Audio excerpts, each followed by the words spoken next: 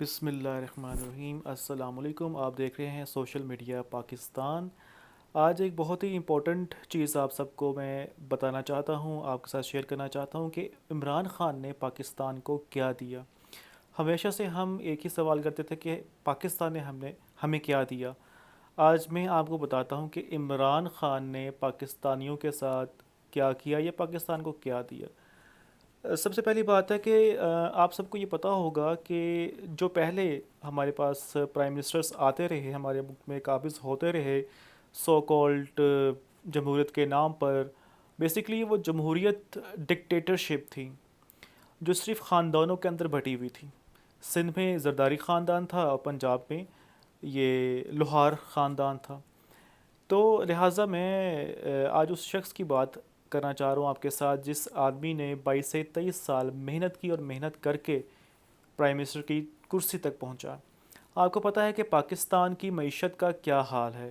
اس گرتی ہوئی معیشت، اس لاک ڈاؤن جہاں پوری دنیا کی اسٹاک ایکسچینج کریش ہو رہی ہے، جہاں پر دیوالیہ ہو رہا ہے ملکوں کو، وہاں پر ایک ایسا ملک جو 2019 کے آخر تک جب نواز شریف کی گورنمنٹ گئی 30,000 ارب ڈالر کا مقروض تھا۔ پھر آپ کی ہماری جو کرنسی ہے وہ بہت زیادہ ڈی ویلیو بھی ہوئی ہے، جس کی وجہ سے ہمارے سر پہ قرضے مزید چڑھ گئے ہیں۔ ایسی صورتحال میں عمران خان نے کیا کیا؟ عمران خان نے جو دہاڑی دار مزدور تھے ان کو 12,000 روپے دیے، راشن دیا، ایک مہینے کے اندر 30 روپے پیٹرول کو سستا بھی کیا، بجلی کی قیمت میں کمی تو نہیں کہہ سکتا لیکن بجلی کے بلوں میں 3 منتھس کی انسٹالمنٹ والی ریلیکسیشن تھی۔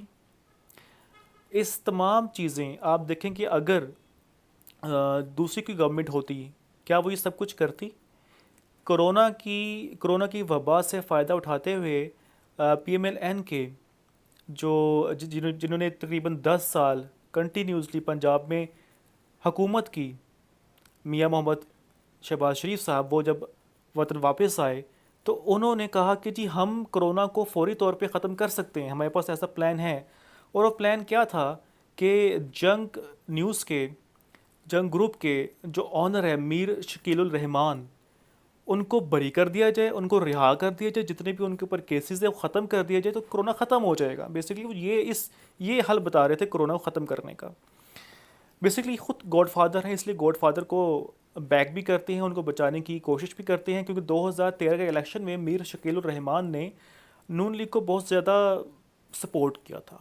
5 بجے پولنگ ختم ہوئی تھی، 5:10 کے اوپر ان لوگوں نے کہنا شروع کر دیا تھا کہ جناب پی ایم ایل این جیت رہی ہے بہت زیادہ اکثریت سے۔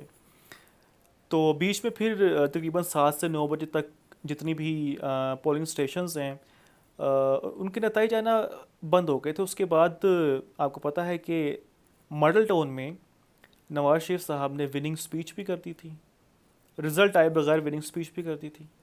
تو یہ سب کچھ ہوتا رہا ہے پرانی گورنمنٹس میں، اور یہ سب کچھ ہو رہا ہے اب نیو گورنمنٹ میں کہ وہ آپ کو راشن بھی دے رہے ہیں، ٹائیگر فورس بھی ہے جو معمور ہے اس وقت سبزی منڈیوں میں، یوٹیلیٹی سٹورز کے اوپر ہے، پرائس کنٹرولنگ چیک کر رہے ہیں وہ، کوئی ایسا تو نہیں کہ کوئی یوٹیلیٹی سٹور والا زیادہ پرائس کے ساتھ چیزوں کو بیچ رہا ہے، اس کو بھی کنٹرول کر رہے ہیں۔ وہ ڈائریکٹلی کنیکٹڈ ہیں اس وقت ڈی سی او صاحب کے ساتھ۔ اور لیکن ایک نیوز پچھلے دنوں مجھے ملی تھی کہ ایک خاتون ہے، اب اللہ عالم وہ ویڈیو کب کی تھی، اس نے اپنے 2 بچوں کے ساتھ خودکشی کر لی۔ لیکن میں یہ کہنا چاہتا ہوں کہ اللہ پاک نے انسان کو ذہن دیا ہے، انسان کا ذہن کبھی بھی لمیٹائز نہیں ہو سکتا ہے۔ انسان چاہے تو اس کو استعمال کر سکتا ہے، استعمال کر کے بہت سے وقتی طور پر ایسے حل نکال سکتا ہے جہاں سے وہ ایٹ لیسٹ اپنے بچوں کا پیٹ بھر سکتا ہے، لیکن خودکشی تو ویسے ہی حرام ہے۔ دوسری بات ایک آ رہی تھی 18ویں ترمیم کی۔ 18ویں ترمیم میں کیا ہے جی؟ 18ویں ترمیم یہ پیش کی گئی تھی آپ کے پچھلے دور کے اندر، جس میں صوبوں کو اختیار دے دیا گیا تھا۔ ہوتا کیا تھا کہ صوبے جب بجٹ آتا تھا اربوں کروڑوں روپے لے جایا کرتے تھے کہ جی ہمارے صوبے کا یہ بجٹ ہے، تھوڑا سا پیسہ وفاق کے پاس رہ جایا کرتا تھا، کہتے تھے کہ جی اب آپ حکومت کو چلائیں یا ملک کو چلائیں، جو بڑا مشکل ہو جاتا ہے۔ تو اس لیے جتنے بھی 18ویں ترمیم جیسے کانسٹیٹیوشنز ہیں، آئین ہیں، یہ انسانوں کا بنایا ہوا ہے، اس میں ہمیشہ سے امینڈمنٹ کی ضرورت پڑتی رہی ہے اور پڑتی رہے گی۔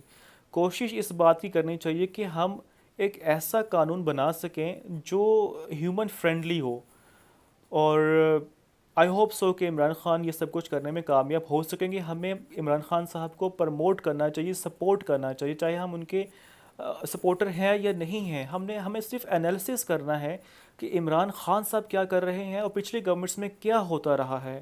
دیکھیں 2005 میں، 2010 میں بھی تو آفات آئی تھیں، زلزلہ بھی آیا تھا، اس کے ساتھ ساتھ سیلاب بھی آیا تھا۔ تو اس وقت گورنمنٹ جن کی تھی انہوں نے کیا کیا زلزلہ زدگان کے لیے؟ کیا دوبارہ سے ان کو گھر بنوا کے دیے تھے؟ ایٹ لیسٹ عمران خان 50 لاکھ گھر بنانے کی بات تو کرتا ہے، لیکن اللہ پاک کرم کرے، اور ہماری پوری کوشش ہے کہ ہم عمران خان صاحب کو سپورٹ کریں۔ پازیٹیو امپیکٹس جو چیزیں میں نے آپ کو بتائیں، جس طرح راشن دے رہے ہیں، ٹائیگر فورس جس طریقے سے کام کر رہی ہے، 12,000 جو دہاڑی در مزدور ہیں ان کو دیے گئے، بجلی کے بلوں میں ریلیکسیشن دی گئی، اور اس کے ساتھ ساتھ جو چھوٹے لوگ تھے، بزنس مین تھے، ان کو قرض حسنہ دیا جا رہا ہے۔